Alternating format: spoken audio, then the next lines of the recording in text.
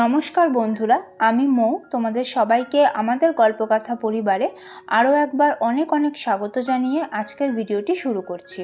বন্ধুরা, আজ আমি তোমাদের সাথে হনুমান জয়ন্তীর সহজ সরল ঘরোয়া পূজাবিধি শেয়ার করে নেব। একই সাথে এবারের হনুমান জয়ন্তীর সময়সূচি এবং হনুমান জয়ন্তী পালনের নিয়মও আমি শেয়ার করে নেব। চৈত্র মাসের পূর্ণিমা তিথিতে হনুমানজি জন্মগ্রহণ করেছিলেন বলে মনে করা হয়, তাই এই বিশেষ তিথিতে পালন করা হয় হনুমান জয়ন্তী।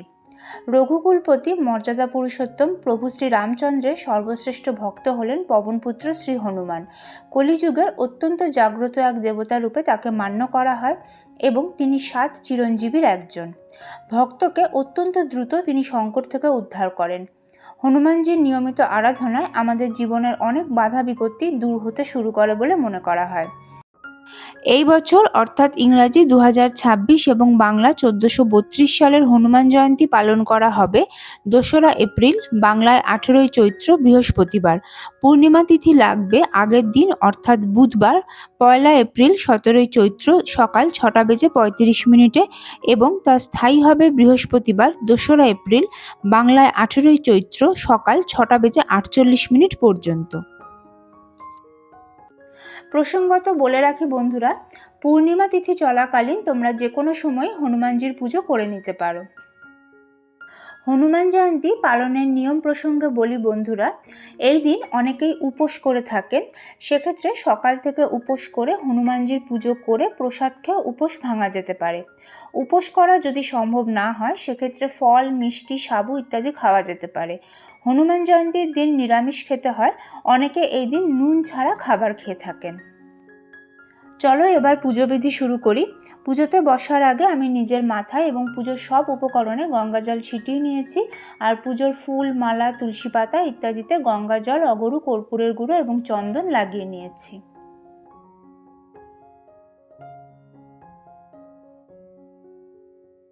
পুজোতে বসে প্রথমেই আমি আচমন আর বিষ্ণু স্মরণ করে নিচ্ছি। হাতে সামান্য গঙ্গা জল নিয়ে নিয়েছি। নমো বিষ্ণু, নমো বিষ্ণু, নমো বিষ্ণু। ওম অপবিত্র পবিত্র বা সর্বাবস্থাং গতঃ পিবা যশ্বরেৎ পুণ্ডরীকাক্ষং সবাহ্য অভ্যন্তর শুচি, নমশুচি, নমশুচি, নমশুচি। হনুমান জয়ন্তীর পুজোর জন্য আমি আলাদা করে একটা আসন প্রস্তুত করে নিয়েছি। একটি পরিষ্কার কাঠের জলচৌকির ওপর গঙ্গা জল ছিটিয়ে তার উপর আমি কাপড় পেতে নিয়েছি। কাপড়ের ওপর আরও কিছুটা গঙ্গা জল ছিটিয়ে ফুলের পাপড়ি, কর্পূরের গুঁড়ো এবং গোটা আতপ চাল দিয়ে আমি পুজোর আসনটি প্রস্তুত করেছি। আসনের ওপর আমি শ্রী হনুমানজির একটি চিত্রপটও বসিয়ে নিয়েছি। লাল রং যেহেতু হনুমানজির সবথেকে প্রিয়, তাই হনুমানজির চিত্রপটটি আমি লাল রঙের কাপড়ের ওপর রেখেছি। শুরুতেই আমি হনুমানজির উদ্দেশ্যে ধূপ এবং দীপ ধরিয়ে নিয়েছি। বন্ধুরা, হনুমান জয়ন্তীর পুজোয় শ্রী হনুমানজির উদ্দেশ্যে যে প্রদীপটি ধরানো হয় তার কিছু বিশেষত্ব আছে।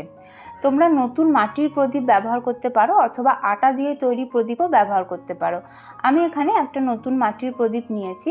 প্রদীপটি তোমরা ঘি দিয়ে অথবা চামেলির তেল দিয়ে পূর্ণ করে নিতে পারো। আমি চামেলির তেল ব্যবহার করেছি, অথবা তোমরা সর্ষের তেলও দিতে পারো। সেক্ষেত্রে প্রদীপে 3টে গোটা লবঙ্গ অর্থাৎ ফুলসহ লবঙ্গ দিয়ে দিতে হবে। প্রদীপের সলতে যদি লাল রঙের হয় তাহলে সব থেকে ভালো হয়। লাল সলতে তোমরা অনলাইনে পেয়ে যাবে, দশকর্মার দোকানেও পেয়ে যাবে। আর যদি না পাও তাহলে সাদা সলতে বাড়িতে তোমরা লাল রঙের অ্যাক্রিলিক পেইন্ট দিয়ে রং করে লাল সলতে বানিয়ে নিতে পারো। প্রদীপে লাল সিঁদুর অথবা মেটে সিঁদুর অর্থাৎ কমলা রঙের সিঁদুরের ফোঁটা দিতে হবে। এই কমলা রঙের সিঁদুরও তোমরা দশকর্মার দোকানে পেয়ে যাবে। হনুমানজি যেহেতু চন্দনের সুগন্ধ অত্যন্ত পছন্দ করেন, তাই হনুমান জয়ন্তীর পুজোয় তোমরা চন্দন সুগন্ধের ধূপ অথবা ধূপকাঠি ধরিয়ে নিতে পারো।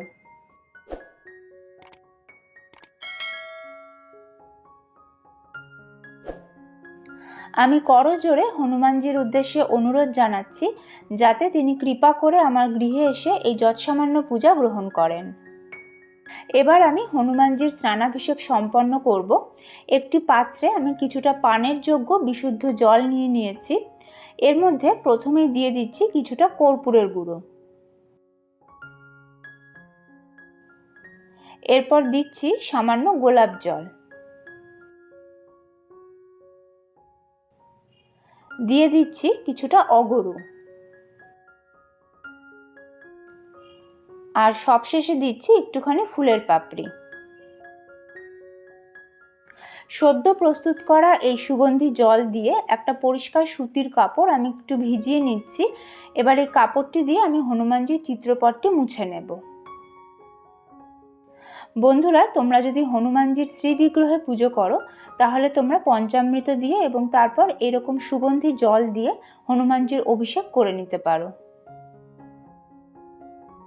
শ্রী হনুমানজির পুজো করার আগে প্রভু শ্রী রামচন্দ্রের পুজো করে নিতে হয়। তোমাদের কাছে যদি প্রভু শ্রী রামচন্দ্রের ছোট কোনো বিগ্রহ বা চিত্রপট থাকে, তোমরা এই একই পুজোর আসনে বসিয়ে সেখানে আগে পুজো করে নিয়ে তারপর হনুমানজির পুজো করতে পারো। আর যদি সেরকম কিছু না থাকে তাহলেও কোনো অসুবিধে নেই।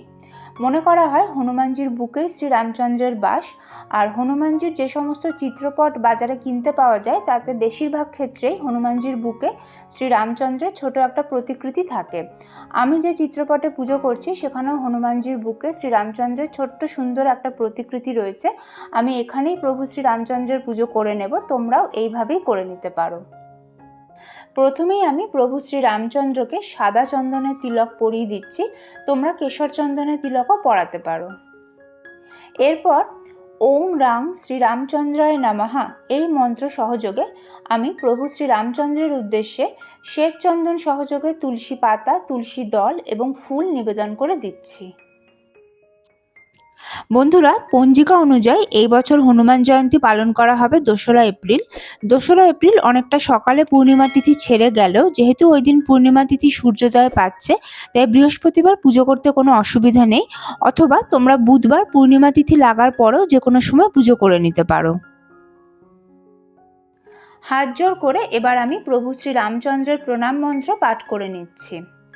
রামায় রামচন্দ্রায় রামভদ্রায় বেধসে রঘুনাথায় নাথায় সীতায় পতয়ে নমঃ। দক্ষিণে লক্ষণধ্বনি বামত জানকী শুভা পুরাত মারুতির যস্য তং নমামি রঘুত্তম। জয় শ্রীরাম, জয় শ্রীরাম, জয় শ্রীরাম। প্রভু শ্রী রামচন্দ্রের পুজো হয়ে যাওয়ার পর এবার আমি হনুমানজির পুজো করে নিচ্ছি।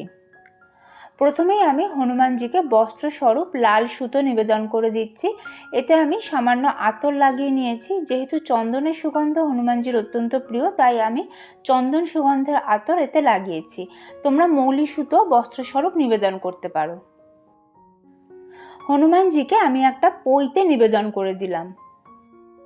এবার আমি হনুমানজিকে লাল চন্দনের তিলক পরিয়ে দিচ্ছি। প্রসঙ্গত হনুমানজির পুজোয় লাল চন্দন ব্যবহার করতে হয়। এবার আমি হনুমানজিকে মেটে সিঁদুর অর্থাৎ কমলা রঙের সিঁদুরের তিলক পরিয়ে দিচ্ছি। হনুমানজির চরণে আমি মেটে সিঁদুর অর্থাৎ কমলা রঙের সিঁদুর নিবেদন করে দিচ্ছি।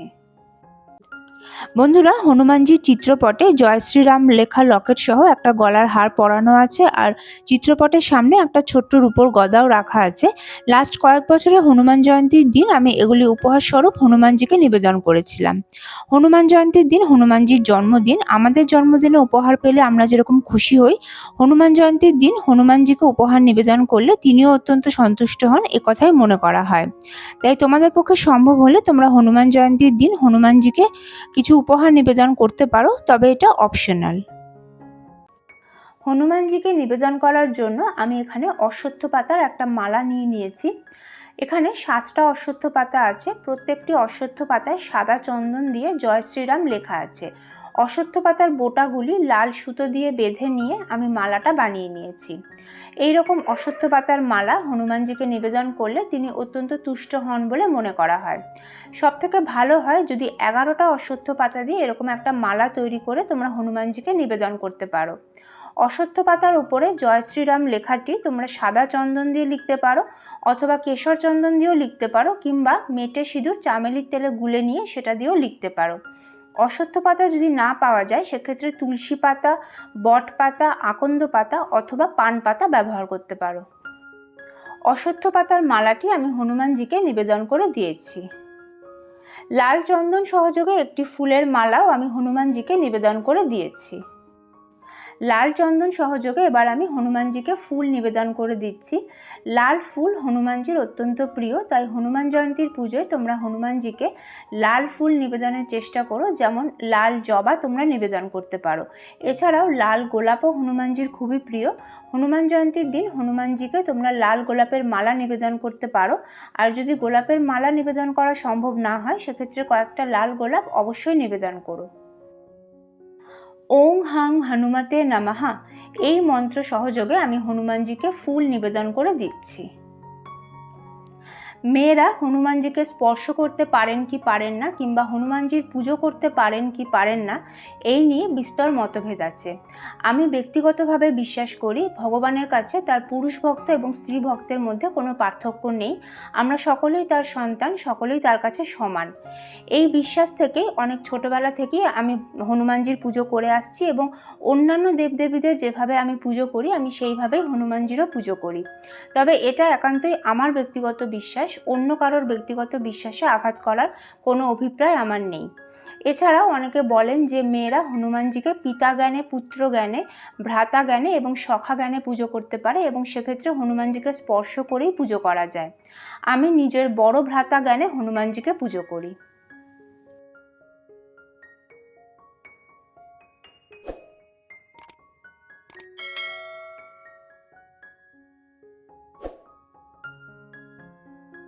তুলসী হনুমানজির অত্যন্ত প্রিয়, তাই লাল চন্দন সহযোগে একটি তুলসী দল আমি হনুমানজিকে নিবেদন করে দিচ্ছি।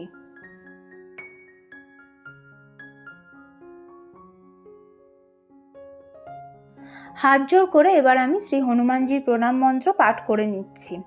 মনোজবং মারুততুল্য বেগং জিতেন্দ্রিয় বুদ্ধিমতাং বরিষ্ঠম বাতাত্মজং বানরযুথং মুখ্যং শ্রীরামদূতং শীর্ষ নমামি। দেখো বন্ধুরা, হনুমানজিকে নিবেদন করার জন্য আমি এখানে একটা পান পাতা নিয়েছি। পান পাতার ওপর লাল চন্দনের ফোঁটা দেওয়া আছে। পান পাতার ওপর আমি রেখেছি একটা গোটা সুপারি, 5টা গোটা এলাচ এবং 5টা গোটা লবঙ্গ, অর্থাৎ ফুলসহ লবঙ্গ। হনুমানজিকে আমি এগুলি নিবেদন করে দেব। পূর্ণিমা তিথি ছেড়ে যাওয়ার পর এখান থেকে পান পাতাটা জলে দিয়ে দিতে হবে। আর সুপারি, এলাচ আর লবঙ্গ তোমরা একটা লাল কাপড়ে মুড়ে নিয়ে রেখে দিতে পারো। কোনো শুভ কাজে বা কোনো চ্যালেঞ্জিং কাজে যাওয়ার আগে হনুমানজির আশীর্বাদ স্বরূপ তোমরা এটা সঙ্গে করে নিয়ে যেতে পারো। যারা গত বছরে এগুলি হনুমানজিকে নিবেদন করেছিলে এবং লাল কাপড়ে মুড়ে এলাচ, লবঙ্গ আর সুপারি রেখে দিয়েছিলে, তারা এই বছর হনুমান জয়ন্তীর আগে ওগুলি জলে দিয়ে দিতে পারো। ফুল সহযোগে এই পান, সুপারি, এলাচ এবং লবঙ্গ আমি হনুমানজিকে নিবেদন করে দিচ্ছি। এবার আমি ভোগ নিবেদন করে দেব। প্রথমেই আমি প্রভু শ্রী রামচন্দ্রের উদ্দেশ্যে ফুল ও তুলসী পাতা সহযোগে ভোগ নিবেদন করে দিচ্ছি। এবার আমি হনুমানজিকে ভোগ নিবেদন করে দেব। দেখো বন্ধুরা, এখানে একটা পান পাতার ওপর আমি হনুমানজির জন্য গুড় এবং ছোলা নিয়ে নিয়েছি। ফুল ও তুলসী পাতা সহযোগে আমি হনুমানজিকে এই ভোগ নিবেদন করে দেব। হনুমানজির ভোগ সবসময় তুলসী পাতা সহযোগে নিবেদন করতে হয়। প্রসঙ্গত আমি এখানে আখের গুড় নিয়েছি এবং ভেজানো ছোলা নিয়েছি। অনেকে ভেজানো ছোলার পরিবর্তে ছোলা ভাজাও নিবেদন করেন। পুজোর পরে এই গুড় এবং ছোলা প্রসাদ রূপে যত বেশি লোকের মধ্যে তোমরা বিতরণ করতে পারবে ততই ভালো।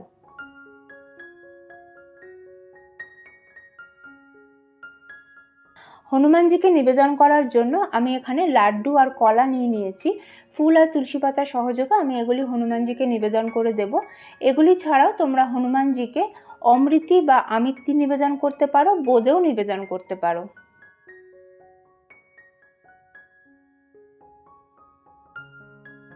আমি একে একে প্রভু শ্রী রামচন্দ্র এবং শ্রী হনুমানজিকে পানীয় জল নিবেদন করে দিচ্ছি। হনুমানজিকে আমি মিষ্টি পান নিবেদন করে দিচ্ছি। এটা চুন এবং সুপারি ছাড়া বানানো মিষ্টি পান। যে কোনো পানের দোকান থেকে তোমরা এরকম মিষ্টি পান কিনে নিতে পারো। মিষ্টি পান হনুমানজির অত্যন্ত প্রিয়। মনে করা হয় যে ভক্ত প্রত্যেক শনি ও মঙ্গলবার হনুমানজিকে মিষ্টি পান নিবেদন করেন, হনুমানজি খুশি হয়ে তার জীবনের সমস্ত ভার নিজে বহন করেন। পুজোর পর এই মিষ্টি পান তোমরা প্রসাদ স্বরূপ গ্রহণ করতে পারো। এবার আমি ধূপ, তেলের প্রদীপ, ঘিয়ের পঞ্চপ্রদীপ, কর্পূর এবং সুগন্ধি ধুনো সহযোগে হনুমানজিকে আরতি করে নেব। হনুমানজির আরতির একটি বিশেষ নিয়ম আছে। ধূপ, দ্বীপ এবং আর যা কিছু সহ হনুমানজিকে আরতি করা হোক, প্রত্যেকটা জিনিস দিয়েই 9 বার করে হনুমানজিকে আরতি করতে হয়। এছাড়াও হনুমান চালিসা বইতে হনুমানজির আরতির একটি স্তব আছে, তোমরা চাইলে সেটা পাঠ করতে করতেও আরতি করতে পারো।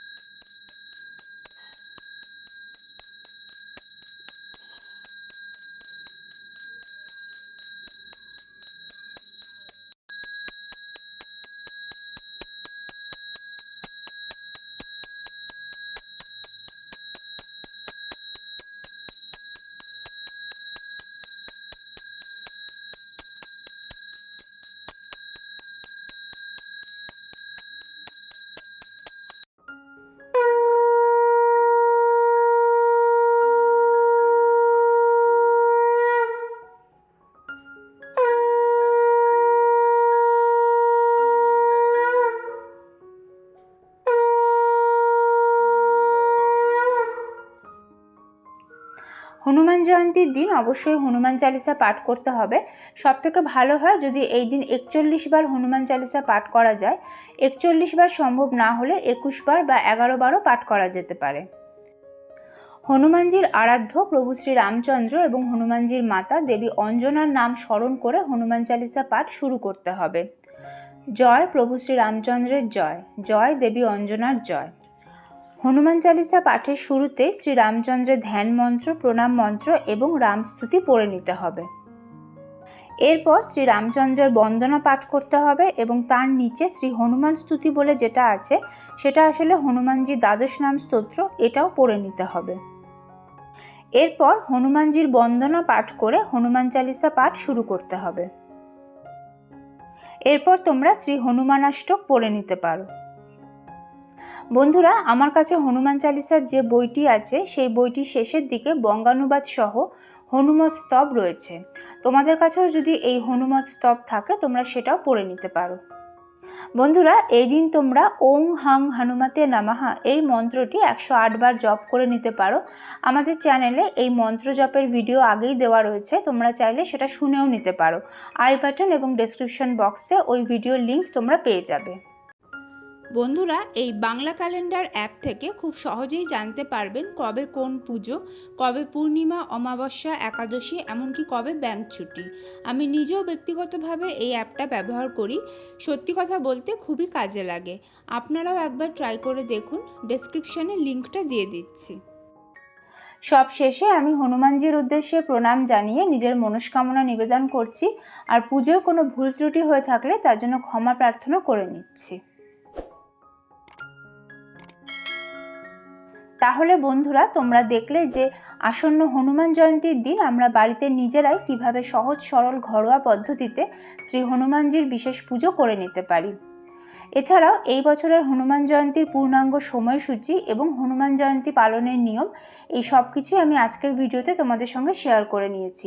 আশা করি ভিডিওটা তোমাদের কাজে লাগবে।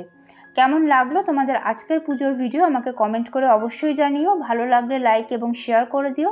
আর যদি তোমরা প্রথমবার এই চ্যানেলের ভিডিও দেখে থাকো তাহলে প্লিজ চ্যানেলটা সাবস্ক্রাইব করে নিও এবং একই সাথে পাশে থাকা বেল আইকনটা ট্যাপ করতেও ভুলো না, যাতে আমাদের চ্যানেল থেকে পাবলিশ হওয়া সমস্ত ভিডিও নোটিফিকেশন তোমাদের ফোনে সঠিক সময়ে পৌঁছে যায়। সকলকে হনুমান জয়ন্তীর অগ্রিম শুভেচ্ছা জানিয়ে আজকের ভিডিও এখানেই শেষ করছি। নতুন ভিডিও নিয়ে ফিরে আসবো খুব তাড়াতাড়ি। প্রভু শ্রী রামচন্দ্র এবং শ্রী হনুমানজির কৃপায় তোমরা সকলে ভালো থেকো, সুস্থ থেকো। জয় প্রভু শ্রী রামচন্দ্রের জয়, জয় শ্রী হনুমানজির জয়।